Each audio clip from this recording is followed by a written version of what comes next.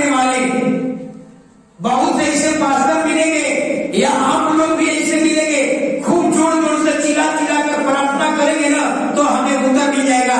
जैसे मुसलमान के लोग करते हैं, माइक लगा करके अब दुहाई देते हैं, अल्लाह अकबर कर करके दुहाई देते हैं। अरे हमारा खुदा वैसा नहीं है, हमारा खुदा मन मन प्रार्थना के लिए बकबक करने की जरूरत नहीं है। यीशु क्या कह रहा है, मन बकबक करने से तेरी, ज्यादा चिल्लाने से तेरी प्रार्थना नहीं सुनी जाएगी। हन्ना को देखिए, हन्ना बांध थी, कोई औलाद नहीं थे और चौखट पर आकर के मंदिर के अंदर भी नहीं आई, चौखट पर खड़े होकर के मुंह को एकदम मुंह बंद कर करके अब मन ही मन प्रार्थना कर रही थी। उसका होठ हिल रहा था, परमेश्वर से एक मदद मांगी, खुदा ने उन्हें 5 औलाद दिया।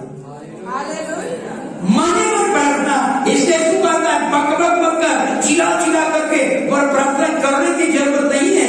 योना कहाँ प्रार्थना किया था? मछली के पेट में।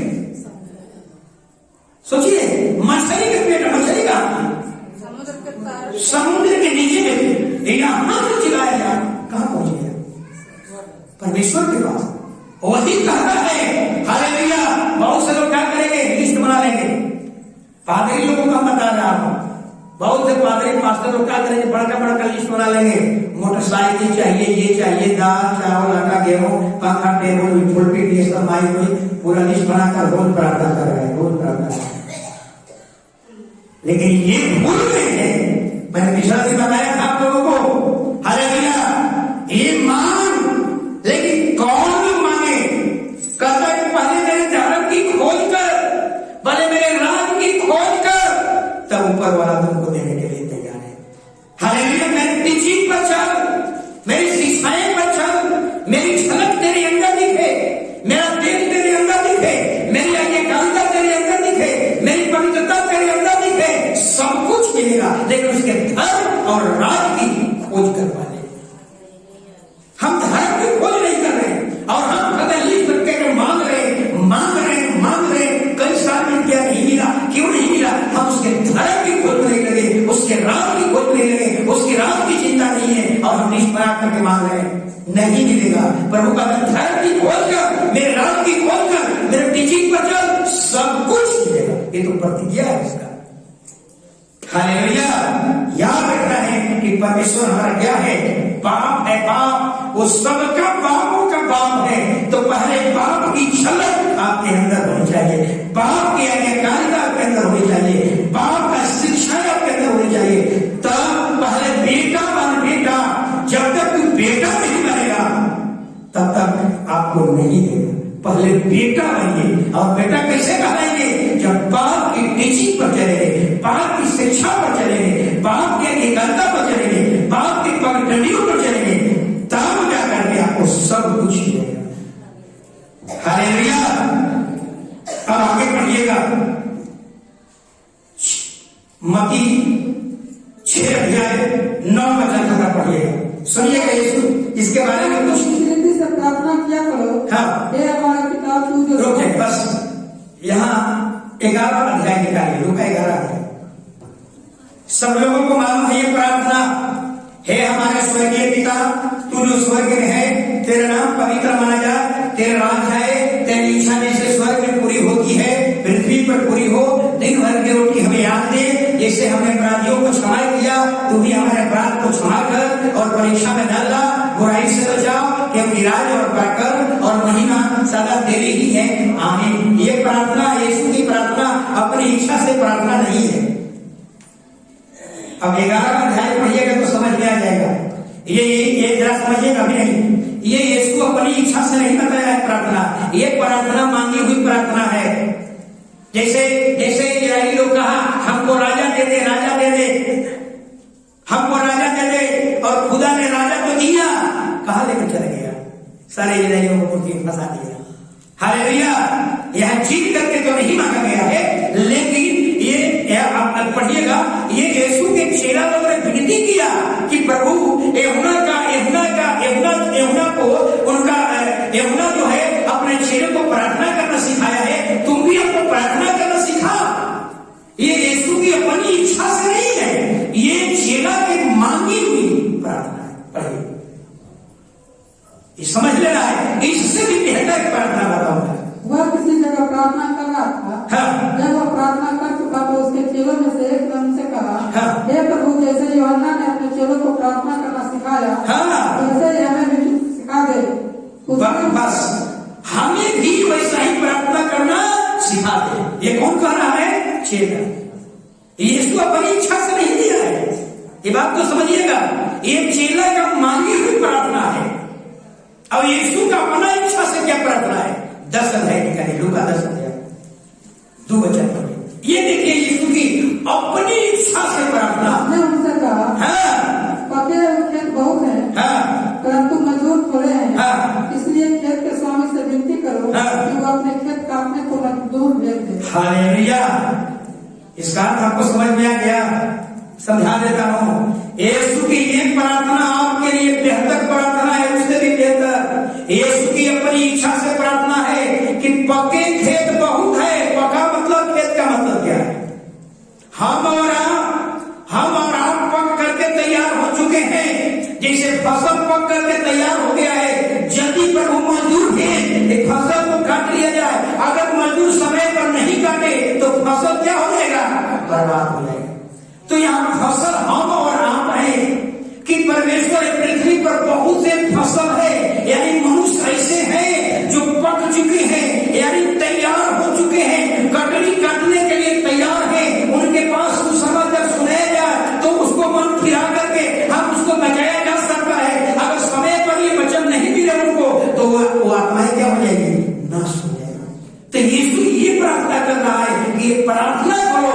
यीशु का है प्रार्थना करो कि पके खेत बहुत है, मजदूर थोड़े हैं, इसलिए खेत काटने के लिए मजदूर भेज दें।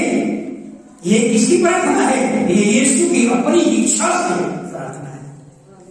ये यीशु सिखा रहा है मजदूर की मांग कीजिए कि परमेश्वर मोकामा में बहुत से ऐसे फसल है, ऐसे लोग हैं जो आत्महत्या सुसाइड कर रहे हैं। अगर उसके पहले ये सुसमाचार भेज दिया जाए, उसके पास पहुंचा दिया जाए तो वो आत्माएं, वो फसल नाश नहीं होगा, वो आत्माएं बचा दी जाएगी। ये प्रार्थना यीशु की चिंता है। आप समझ रहे? इस प्रार्थना से बेहतर प्रार्थना है। ये प्रार्थना में परमेश्वर की शरीर के ये प्रार्थना में विनती किया गया है कि कोई नाश नहीं हो। बहुत से लोग हैं जहां यीशु का सुसमाचार उसके पास नहीं है। बहुत से लोग हैं हालेलुया आत्महत्या करने के लिए तैयार हैं। बहुत से लोग हैं जो सुसाइड करने के लिए तैयार हैं। अगर उनके पास अगर सुसमाचार पहुंचा दिया जाए, उनके जीवन में शांति आ जाए तो आत्माएं बच जाएगी। इसलिए हे परमेश्वर, अभी पृथ्वी पर बहुत से ऐसे फसल है जो नाश होने के कगार पर है, बर्बाद होने के कगार पर है, मजदूर है ताकि उन्हें बचाया। इसके लिए प्रार्थना करना है। ये जो प्रार्थना है यीशु की प्रार्थना है, यीशु की इच्छा के अनुसार प्रार्थना है। तो अब जरा एक वचन पढ़ लीजिए, प्रेरित 10 अध्याय। जरा समझिएगा, यहां 2 चीज रखा गया है। कुरनेलियुस की प्रार्थना। एक सवाल उठेगा आपने। प्रेरित 10 अध्याय 4 वचन। उसने उसे ध्यान से देखा और डरकर कहा, हाँ। हे प्रभु क्या है? हाँ। उसने उससे कहा, तेरी प्रार्थनाएं और तेरे दान स्मरण के लिए परमेश्वर के सामने पहुंचे हैं। बताइए, कुरनेलियुस की प्रार्थना और दान 2 बात। अभी हम 2 चीज का चर्चा की, प्रार्थना और दान। दान और प्रार्थना। कुरनेलियुस को स्वर्गदूत भेजा गया। स्वर्गदूत आ करके कुरनेलियुस को बता रहा है, दर्शन में बता रहा है कि हे कुरनेलियुस, तेरी प्रार्थना और तेरी दान परमेश्वर के पास पहुंचा है। हालेलुया। तो आप सवाल ये उठता है कि कुरनेलियुस की प्रार्थना और दान स्वर्ग में क्यों पहुंच गया? अरे क्यों पहुंच गया? अभी तो हमें बताया कैसा सीखा अभी कुरनेलियुस की प्रार्थना और दान हम भी दान करते हैं, आप भी दान करते हैं, लेकिन हमारी दान वहां नहीं पहुंच पाया। लेकिन कुरनेलियुस की दान प्रार्थना दोनों स्वर्ग में पहुंचा और ये समाचार देने के लिए स्वर्ग उतारता है और कुरनेलियुस को दर्शन देता है और कहता है, हे कुरनेलियुस, तेरी दान, तेरी प्रार्थना स्वर्ग में पहुंच चुकी है। क्यों उसकी दान प्रार्थना स्वर्ग में पहुंच गई? क्योंकि दान भी उसका गुप्त था और प्रार्थना भी गुप्त था। हमारी बात समझ में आया? मैंने कहा कि लास्ट में हम बताएंगे क्यों उसकी दान पहुंच गई, क्योंकि दान भी जो दिया था गुप्त तरीका से दिया था, प्रार्थना जो किया था वो गुप्त प्रार्थना था। यही कारण था उसकी स्वर्ग में पहुंच गई। इसलिए मैं कहा कि दान कुछ भी दीजिए, ढिंढोरा मत दीजिए, या भेंट कुछ भी दीजिए, किसी से मत करिए, पूरी करिए। आपकी भी दान कुंडलिनी के साथ स्वर्ग में पहुंचे। हालेलुया। दान जब भी देते हैं दूर ही नहीं बजाना है। हालेलुया। ढिंढोरा नहीं पिघलना है। दान और प्रार्थना ये दोनों गुप्त में रहना चाहिए। वैसा ही उपवास भी कैसा होना चाहिए, गुप्त होना चाहिए। तीसरा दान हमने बता दिया, प्रार्थना हमने बता दिया, और तीसरा है 6 अध्याय में आ जाएंगे, मत्ती 6 अध्याय में। लेकिन अभी पढ़ना नहीं है, अभी जरा समझिएगा, सुनना है। बहुत से लोग उपवास के बारे में समझिए।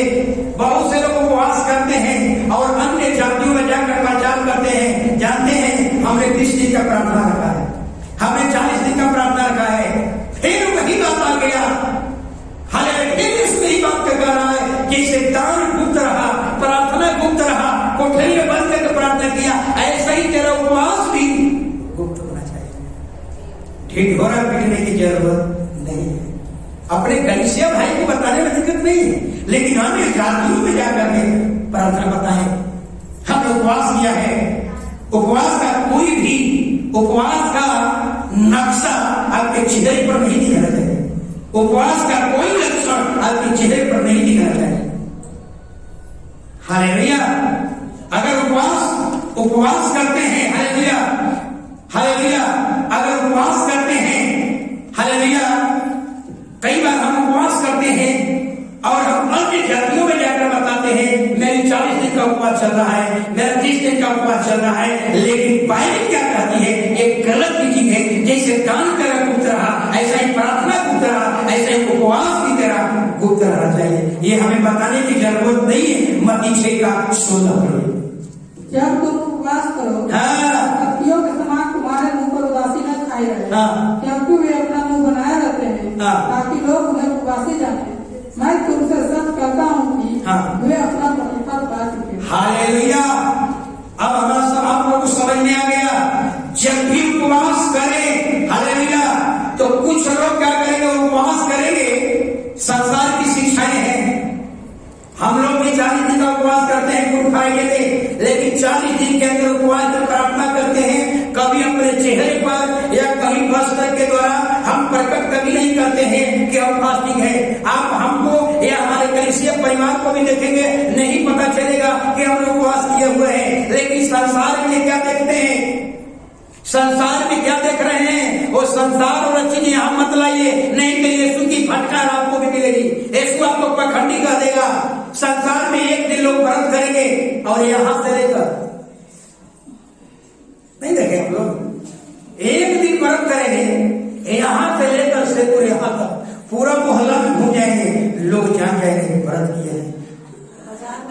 बाजार में घूम जाएंगे और बढ़कर बाजार में स्टेज से कर लेंगे और पूरे बाजार में घूम जाएंगे सब्जी सामान लाने के लिए। पूरे मोहल्ला, पूरे बाजार जा जाएगा, पूरे गांव जाएगा, जा जाएगा फलाना की पत्नी जो है आज व्रत कैले है। ये सोचिए इसको क्या कह रहा है? ये टीचिंग यहाँ नहीं लाना है। प्रभु की फिर आपको डांट मिलेगी। कहता है पाखंडी हो, ऐसी डांट आपको मिलेगी। पाखंडी हो, कपटियों के समान तुम्हें मुंह पर उदासी करने की जरूरत नहीं है। एक और वचन पढ़िए, 17 वचन 18 वचन सुनिए। परंतु जब तू उपवास करे तो अपने सिर पर तेल मल और मुंह धो। बस समझेंगे, यहाँ पर समझना है कि जब उपवास कर तो कहता है कि माथे पर तेल रख और मुंह को धो ले। ऐसा क्यों कहता है कि तेल रख ले? यीशु क्यों कहता है कि तेल रख ले? ताकि लोग बाहर न जाने पाए। नहीं, कई बार ऐसा होता है। पहले के समय में देखिएगा, जब पहले के लोग जब फरीसी शास्त्री उपवास करते थे ना, तो उपवास जब करेंगे तो उनका बाल बिखरा हुआ रहता था और उनका मुंह सूखा हुआ रहता था और कोई उसको चेहरा को देखे तो कह देगा ये पर उपवास में है। इसलिए परमेश्वर ने क्या किया, इस पर विराम लगा दिया। और माथे पर तेल रख, कई बार हम माथा पर तेल रख लेंगे तो मुंह क्या हो जाता है, उदास हो जाता है ना, लगे कि बीमारी में है। तो इसलिए कहता है प्रभु कि माथा पर तेल रख, लेकिन मुंह तेरा उदास नहीं होना चाहिए। मुंह को क्या कर, साबुन से धो ले। मुंह पर उपवास का नक्शा हमें बनाने की जरूरत नहीं है। आपका कोई भी चेहरे पर उपवास का आइडेंटिफाई नहीं होनी चाहिए कि हम उपवास किए हैं। कोई भी लक्षण आपके चेहरा पर नहीं दिखाई पड़े कि हम उपवास किए। इसलिए कहता है कि माथे पर तेल रख ले, जो तेरा बाल बिखरा हुआ है अब बिखरा हुआ नहीं रहेगा। अब मुंह को धो ले, मुंह को फ्रेश कर ले, साफ सुथरा हो जा, ताकि कोई नहीं जाने कि तू उपवास किया है। अगर आप उपवास को लोग जान गया तो कहता है कि तुम तो पाखंडी हो। फिर यीशु की डांट आपके लिए, तुम तो कपटी हो, तुम तो अंधा होगा। इसलिए तीन चीज जो संसार में दिखावा होती है, दान भी दिखावा, 100 रुपये देना है दान में तो मुट्ठी मान कर नहीं देंगे, सबके सामने पर्स में से निकालेंगे, धीरे धीरे निकालेंगे ताकि सब लोग देख लें। तब सोचिए, पाखंडियों ऐसे कैसे हो रहा है, पाखंडी है पाखंडी, ये तो दिखाने के लिए रहता है। हालेलुया। हम लोग को भी याद है, हम लोग का घर जो है क्या है, पुरोहित है, कब है, हमारे बड़े पापा लोग मास्टर थे, वो डेथ कर गए। इतने धार्मिक प्रवृत्ति के, अगर गांव के बगल में कहीं जग होगा तो सारा परिवार खाना दाना सब, भाभी वो भी सब नया, भाभी लोग आएंगे, सब परिवार समझिए गाड़ी को लेकर के सब जाएंगे कहाँ, ओहिए। आप फिर रात में प्रवचन होगा, सब घर। और दान सबको, बड़े पापा उस समय 10 रुपया का वैल्यू था, मैं 86-87 की बात कर रहा था। आरती पाने आते थे, हनुमान जी का रोल करते थे हमारे गांव में। और क्या होता था, जब आरती लगता था, आरती लगेगा तो उन्हें क्या होता था, तो आरती पाने बोले मास्टर साहब के परिवार से 51 रुपया, तो दूसरा आदमी खड़ा होगा, फलाना के परिवार से 55 रुपया। आरती होगा, आरती पढ़े, वो क्या करते थे, प्रचार, जिसका दान रहेगा बढ़ जाएगा। और वही चीज हम लोग कहां ला रहे हैं। इसलिए यीशु कहता है तीनों चीज गुप्त में रख। संसार की शिक्षाएं ठोकर है, खमीर है, उसकी शिक्षाएं इस मसीह में नहीं ला रहा है। इसलिए कहता है कि अगर तू दान कर, सब उपवास कर, तो अपने माथे पर तेल रख ले और मुंह को फ्रेश कर ले, मुंह को धो करके साफ कर ले, ताकि कोई देखे तो न कहे कि तूने उपवास रखा है। इसलिए आप उपवास करते हैं, हम कलीसिया को उपवास करते हैं, हम आपको बताते हैं, लेकिन अन्य जातियों में इसकी बताने की जरूरत नहीं। हम आपको बताते हैं कि आप भी इस विभाग ले सकते हैं अगर आपकी इच्छा है तो। हालेलुया। इसलिए बाइबल बता देती है, हालेलुया, तीन चीज। एक और वचन पढ़िए, यशाया, उपवास के बारे में एक और बात मैं बताना चाहूंगा, लास्ट वचन। बहुत से लोग उपवास करते हैं, खाना बना रहे हैं, उपवास किए हुए, दुकान चला रहे हैं, उपवास किए हुए। कौन उपवास है भैया, ये कौन उपवास है? दुकान चला रही है, उपवास किए हुए, खाना बना रहे हैं, उपवास किए हुए। हालेलुया। काम कर रहे हैं, उपवास किए हुए। ये बाइबल क्या कर रही है, पढ़िए। यशाया 58 का 3 जल्दी। वे कहते हैं, हाँ, क्या कारण है कि हमने तो उपवास रखा, हाँ, परंतु तूने इसकी सुधि नहीं दी, हाँ, हमने तो उठाया परंतु तूने कुछ ध्यान नहीं दिया। हाँ। सुनो, उपवास के दिन तुम अपनी इच्छा पूरी करते हो। बस देखिए क्या कह रहा है, हम कई बार उपवास को करते हैं लेकिन अपनी इच्छा पूर्ति कर रहे हैं, आपकी इच्छा पूर्ति हो रही है। हम खाना बना रहे हैं, 1 बजे तक उपवास, 1 बजे के बाद खाना खाएंगे। हम काम कर रहे हैं, उपवास कर रहे हैं, ये उपवास नहीं। उपवास में आपकी शुद्धि दी जाएगी, जिस उपवास में आपकी नहीं परमेश्वर की महिमा मिले। इससे चर्च में आकर के हमारा आराधना स्तुति करते हैं 3 घंटा, इससे आपकी इच्छा पूरी नहीं हो रही है, इसमें परमेश्वर की इच्छा पूरी हो रही है। ऐसे प्रार्थना से हालेलुया स्वर्ग में पहुंचेगी। लेकिन हम उपवास किए हुए हैं और क्या कर रहे हैं, काम कर रहे हैं, अपना खेत में काम कर रहे हैं, कब उपवास किए हुए नहीं। ये उपवास का कोई प्रतिफल नहीं। कई बार हम उपवास किए हुए हैं और दरवाजे पर भिखारी आ गया, हालेलुया एक नंगा आदमी आ गया, हम उसको वस्त्र नहीं दे रहे, हम उसको रोटी नहीं खिला रहे हैं, पर वो कहता है इसका भी कोई प्रतिफल नहीं मिलेगा। अगर आप उपवास किए हैं और दरवाजा पर एक भिखारी आकर दरवाजा खटखटा रहा है, 2 रोटी मांग रहा है, कम से कम उसको 2 रोटी दे दो, भूखों को रोटी बांट दो। 58 अध्याय पूरा पढ़ लीजिएगा, उपवास के बारे में अच्छा से बताया गया है। हालेलुया। और कहता है अगर कोई नंगा है तो उसको क्या कर वस्त्र दे दे। हालेलुया। दुश्मन है उसको माफ कर दे। अगर आपका सेवक है उस दिन कम से कम उसको आजाद कर दे। हालेलुया। और एक और बात कहता है कि अपने आप को जाति भाइयों से मत छिपाओ। कई बार तो हम अपने आप को अपने मोहल्ला में रहते हैं, लेकिन किसी को हम बताते नहीं हैं कि हम मसीही हैं, छिपा करके रखे हुए हैं। हालेलुया। यही कारण है कि तेरे सूरज तेरा धर्म का प्रकाश सूरज के समान नहीं चमक रहा है। हालेलुया।